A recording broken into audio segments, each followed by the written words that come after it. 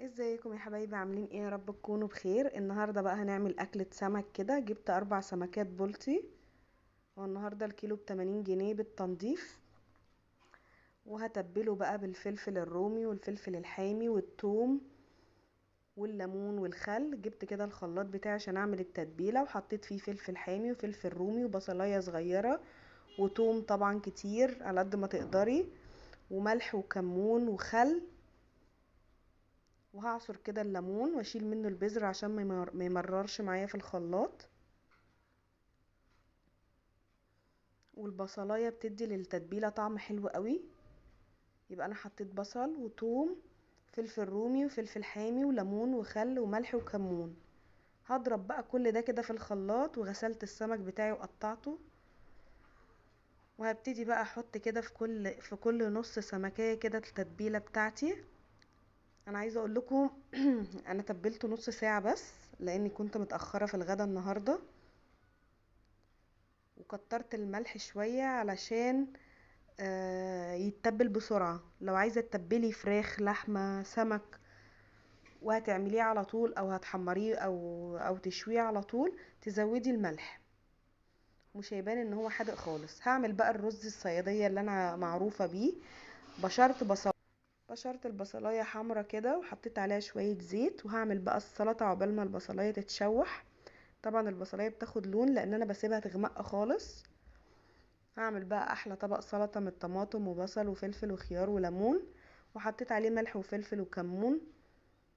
وهنا بقى كده البصليه خلاص بتاعتي اتكرملت كده وخدت اللون المطلوب. رحت نازله بالرز بتاعي، نص كيلو رز. وبحط على الرز ملح وكمون. عايزه اقول لكم الملح الكمون على الرز بيخلي طعمه فظيع ولونه جميل جدا. هتشوفوا لونه هيبقى عامل ازاي دلوقتي. ده غير البصل اللي انا مكرملاه قوي علشان يدي اللون المطلوب اللي انا عايزاه. وطبعا المية سخنة جدا، مية بتغلي. هقلب بقى كده كل المكونات دي كده مع بعضها.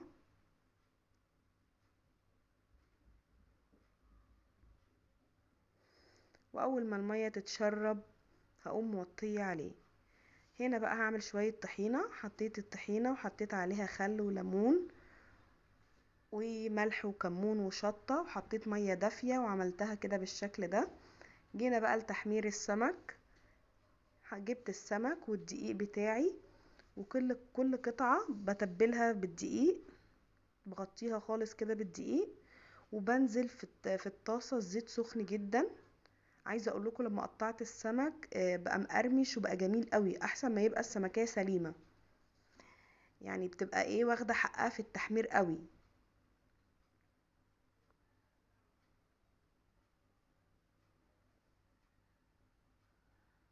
الزيت سخن طبعا معايا، وبحط في الدقيق وعلى الزيت على طول.